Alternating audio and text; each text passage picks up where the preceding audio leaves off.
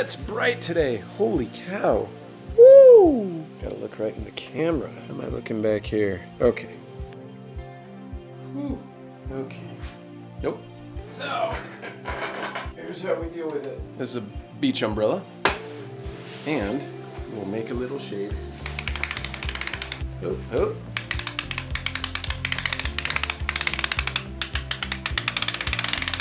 Seems like it could end badly. Easy. Hey, that works. Little shade from the Oklahoma heat.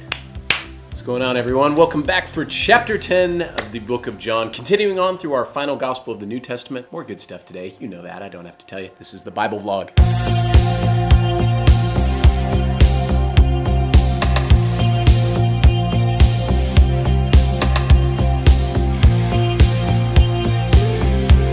Chapter 10 is all about Jesus presenting himself as the true shepherd and the good shepherd. Now, at the beginning of the chapter, Jesus is again addressing the Pharisees, and he has a really interesting illustration that he gives them by talking about a sheepfold. Now, back in the day where sheep were often kept at night was in a walled area. Basically, it was to prevent wild animals and thieves from taking or killing the sheep.